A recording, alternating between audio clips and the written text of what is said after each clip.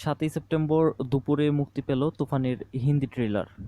Bangladeshi megastar Shakib Khan, ওপার বাংলার মিমি চক্রবর্তী অভিনীত তুফান সিনেমাটি মুক্তি পেয়েছে চলতি বছরের গেল ঈদুল আজহায়। এই তুফান সিনেমাটি একই সাথে দেশ এবং বিদেশে দাপটের সঙ্গে রাজত্ব করেছে।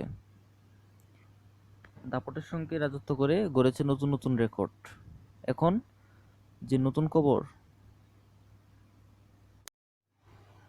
সেটা হচ্ছে, এর আগে তো বাংলাতে মুক্তি পেয়েছে এই সিনেমাটি বিভিন্ন জায়গায়, তো এবার হিন্দিতে আসছে তুফান সিনেমা। ৭ই সেপ্টেম্বর দুপুরে মুক্তি পেয়েছে তুফানের ট্রেলার, হিন্দি ট্রেলার। এর আগে তো বাংলা ট্রেলার প্রকাশিত হয়েছে, এবার হিন্দি ট্রেলার প্রকাশিত হয়েছে ৭ই সেপ্টেম্বর দুপুরবেলায়। তুফানের এই হিন্দি ট্রেলার এর ডাবিংটা খুবই জঘন্য ছিল, এতটাও ভালো হয়নি। তুফানের এই হিন্দি ট্রেলার নিয়ে অনেক সমালোচনা হচ্ছে নেটপাড়ায়। তো আগামী 13ই সেপ্টেম্বর বিহারে হিন্দি ভাষায় মুক্তি পাচ্ছে শাকিব খানের তুফান সিনেমাটি।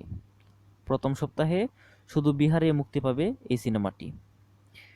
তো এখন দেখার পালা, বাংলাদেশে বাংলাতে দাপিয়ে চলার পর হিন্দিতে তুফান কতটা দাপট দেখায়।